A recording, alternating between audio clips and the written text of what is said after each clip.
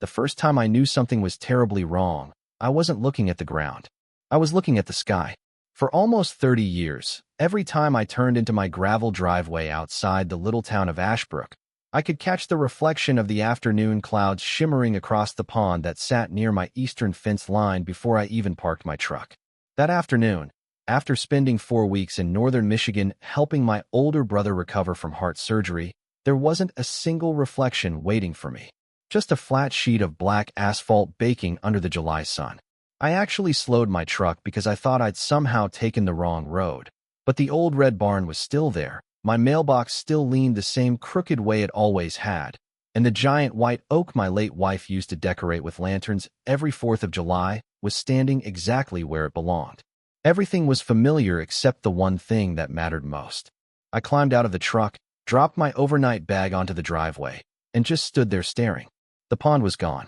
Not drained, not dried up, gone.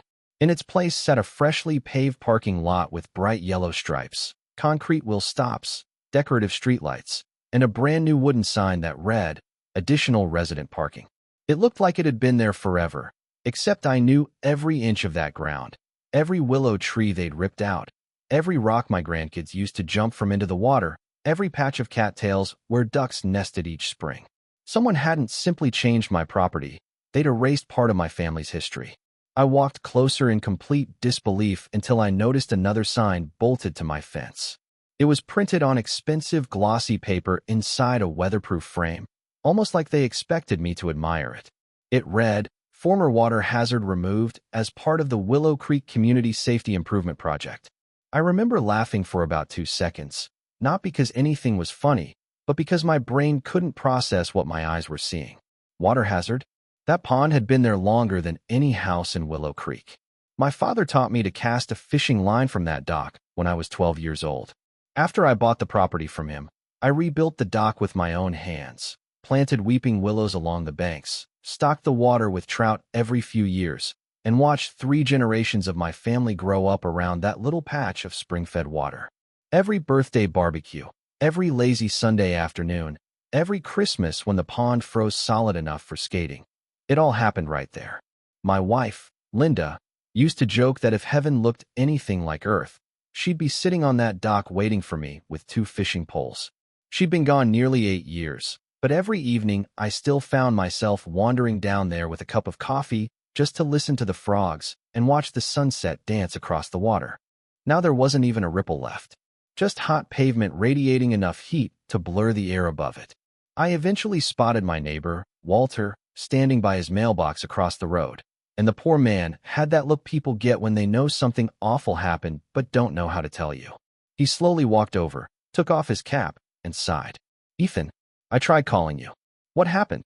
I asked, although part of me already knew this wasn't going to be a simple misunderstanding. Walter rubbed the back of his neck. "The HOA hired contractors about 3 weeks after you left. They showed up with excavators, dump trucks, everything. Folks around here kept saying there had to be some mistake because everybody knew that pond belonged to you. The crew said they had authorization from the subdivision board." "Authorization from who?" I asked quietly. "From themselves, apparently." He shook his head. "I even told one of the supervisors he was digging on private property. He just smiled and said the paperwork had all been handled." That sentence stayed with me. The paperwork had all been handled. Whenever somebody says that before touching something they don't own, it usually means the paperwork hasn't been handled at all. Walter handed me a folder he'd been keeping in his garage. Inside were photographs he'd taken while I was away. The first showed bulldozers pushing dirt into the pond. The second showed excavators tearing apart my dock. Another showed workers cutting down every willow tree I'd planted over the years. The last picture stopped me cold. It was my old wooden bench, the one Linda and I built together on our 25th anniversary, tossed into a construction dumpster like broken scrap lumber. I didn't yell. I didn't throw anything. I didn't even curse. I just stood there flipping through those photographs while something inside me became incredibly calm, because I'd learned a long time ago that anger makes people sloppy, and the people who had done this were about to discover that I never made important decisions while I was angry. I made them after I started reading paperwork. I spent the rest of that afternoon gathering every piece of evidence I could find before I ever picked up the phone. Walter's photographs went into one folder, The notice they had bolted to my fence went into another, and by sunset, I was sitting at my kitchen table with county maps spread from one end to the other. My father used to tell me that land has a memory if you're willing to read it, and every deed, survey, and easement tells part of that story. I wasn't looking for revenge anymore. I was looking for the truth. The next morning, I drove to the county records office, where an older clerk named Mrs. Hensley recognized my family name before I even introduced myself. She smiled, disappeared into the archive room, and came back carrying a stack of oversized plats tied together with faded blue ribbon. "Your father always kept good records," she said. "Let's see what you've got." We spent nearly 2 hours tracing property lines with our fingertips until something caught both our attention. The entrance road into Willow Creek wasn't owned by the subdivision at all. The developers had negotiated a private easement almost 20 years earlier because the shortest route to the highway crossed the corner of my family's land. They had permission to build and maintain a roadway, but ownership of the ground beneath it had never changed hands. My father had insisted on that language before signing anything, and after he passed away, every one of those rights transferred to me. Mrs. Hensley looked over her glasses and quietly said, "You may want an attorney before you make your next move." That was already the plan. By noon, I was sitting across from Daniel Mercer, a property attorney I'd known for years. He didn't interrupt while I explained everything. He looked through the photographs, studied the easement, leaned back in his chair, and stayed silent for almost a full minute. Finally, he let out a slow whistle. "Ethan, either someone made the biggest mistake I've seen in 25 years, or somebody assumed you wouldn't fight back. Can they really destroy a spring-fed pond on private land?" I asked. He shook his head. "Not legally. And if they authorize construction outside the easement while damaging your improvements, they're standing on very thin ice." Then he tapped one paragraph with his pen. "This is even more interesting. The easement required both parties to avoid interfering with each other's property rights. A material breach by either side could trigger termination proceedings under state law if supported by a court or mutual agreement." Daniel looked up and smiled for the first time that morning. They may have believed they were expanding parking. What they actually did was undermine the agreement that lets everyone drive into that neighborhood. I remember asking him the question that had been sitting in the back of my mind ever since I found the parking lot. "If that easement ends, what happens?" He answered in the calmest voice imaginable. "They'll need another lawful way in, or they'll have to negotiate one." I didn't celebrate.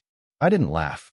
I simply nodded because I finally understood why my father had always insisted that paperwork mattered more than loud arguments. Over the next several days, Daniel filed notices preserving my legal claims while I hired an environmental consultant to document what had been lost. The report described the pond as a naturally spring-fed water feature supporting wildlife habitat and groundwater flow. Every willow tree, every section of dock, every improvement I'd made over the years was photographed, measured, and cataloged. We weren't building a dramatic story, we were building evidence. A week later, I sent the HOA board a formal demand letter requesting immediate discussions regarding the destruction of private property and the future of the access easement. 3 days passed without a response. On the 4th day, an envelope finally arrived. It wasn't an apology. It wasn't even an invitation to talk. It was a letter from the HOA's attorney insisting the board believed the parking expansion had benefited the community and claiming the area had been treated as common space for years. I read it twice before handing it to Daniel. He chuckled, folded it closed, and said, "Well, they just made this much easier." Legal proceedings moved quickly after that. Temporary notices affecting the easement were recorded, contractors scheduled work authorized by the court process, and one bright Friday morning several crews arrived before sunrise. Residents stepped onto their front porches carrying coffee mugs, expecting another ordinary summer day, only to find heavy equipment positioned near the subdivision entrance. Nobody was yelling. Nobody was arguing. Survey stakes marked the property exactly where decades-old maps said they belonged. Workers erected fencing around the construction zone, while traffic control signs redirected vehicles away from the active work area. Confused homeowners rolled down their windows asking what was happening. One foreman politely answered the same question over and over. Access is temporarily restricted while a private property matter is being addressed. Within an hour, the line of waiting vehicles stretched farther than anyone had imagined. Parents called employers to explain they would be late. Delivery trucks turned around. Landscaping crews canceled appointments. Every conversation ended with the same question. Why didn't the HOA warn us? By lunchtime, the board president, Graham Holloway, came storming up my driveway with 2 other board members trailing behind him. His face was bright red before he even reached the porch. "You can't just shut down access because you're upset over a pond," he snapped. I looked at him for a moment before answering. "I'm not upset because of a pond, Graham. I'm upset because your board decided my property belonged to you."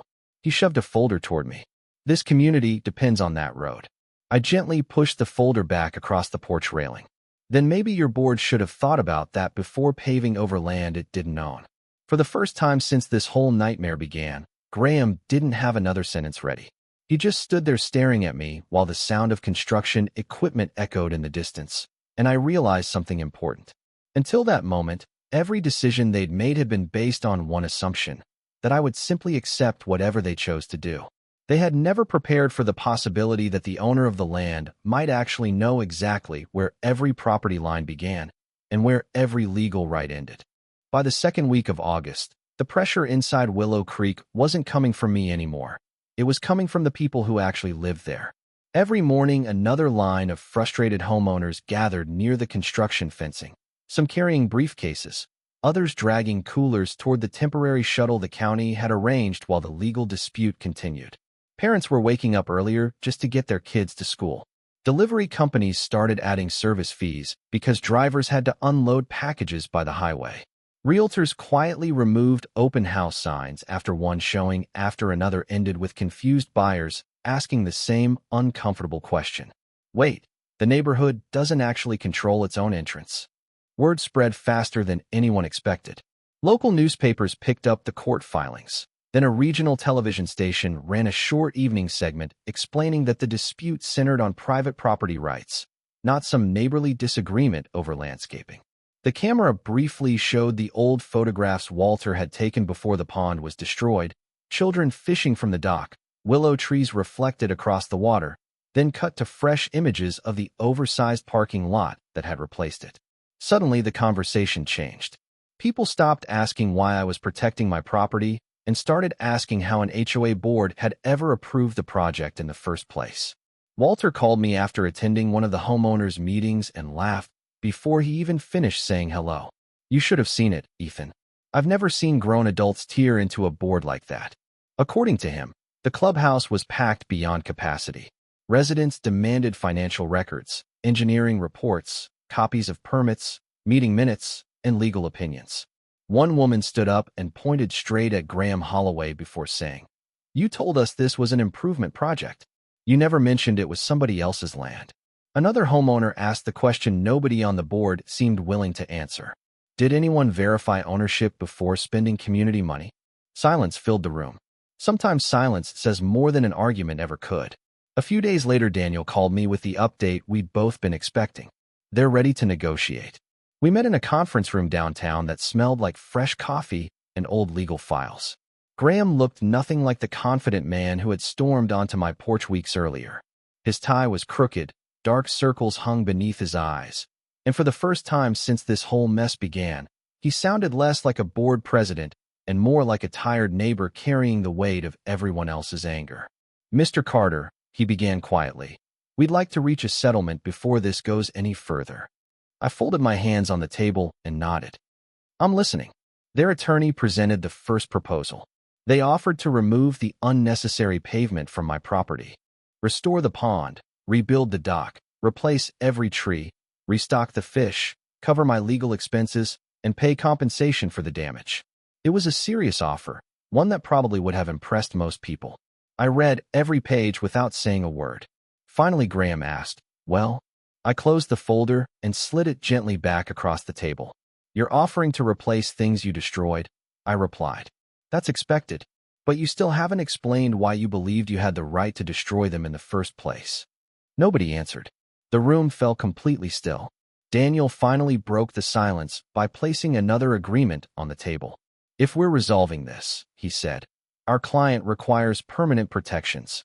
The revised document established a completely new right-of-way agreement with annual compensation for continued roadway access across my property, mandatory insurance requirements, strict maintenance obligations, independent boundary surveys every few years, and language making it unmistakably clear that no future board could alter, enter, improve, or disturb any portion of my land without written permission. It also required the HOA to acknowledge, in writing, that the previous construction had exceeded its authority. Graham slowly read each page before looking up at me. "This is going to be expensive," I answered as calmly as I could. "So was replacing 30 years of memories with asphalt." He looked down again, sighed, and picked up his pen. One by one, the remaining board members signed beside his name. There was no dramatic speech, no celebration, no handshake for the cameras. Just the quiet scratching of ink across paper as the people who had ignored property lines finally accepted them. The following spring, restoration finally began. The unnecessary pavement on my land was removed piece by piece. Heavy equipment carefully excavated the compacted soil until the old spring slowly pushed its way back to the surface. It wasn't instant. Nature rarely works on our schedule. But week after week, the basin filled again. Volunteers from a local conservation group even helped plant young willow trees along the shoreline. When I released the first bucket of trout into the water, I stood there smiling longer than I probably should have. It wasn't because everything had been restored exactly as it had been before. It hadn't. Some things can never truly be replaced. It was because the place finally felt alive again. A few weeks later, my youngest granddaughter sat beside me on the new dock with a fishing pole almost taller than she was. She watched the ripples spread across the water before asking, "Grandpa, was it really worth fighting this hard?" I looked across the pond as the evening sun reflected off the surface exactly the way it used to decades earlier. "It was never just about the pond," I told her. "If people can decide your property belongs to them simply because it's convenient, they'll keep deciding until somebody reminds them where the line is." She thought about that for a moment, nodded, and smiled as a trout tugged gently on her line. Looking back now, I don't think anyone truly won. The homeowners lost months of peace because of decisions they never voted on. The HOA board lost the trust of the people they were supposed to represent. I lost a place filled with memories that could never be perfectly recreated. But maybe there was one lesson worth keeping. Respecting another person's property isn't just about following the law. It's about respecting the life they built there long before you arrived. I'd really like to hear where you stand on this. If you had been in my shoes, would you have accepted the settlement, or would you have taken the case all the way through trial? And if you had lived in that subdivision, would you have blamed the board, the contractors, or everyone involved? Let me know in the comments, because stories like this rarely have simple answers.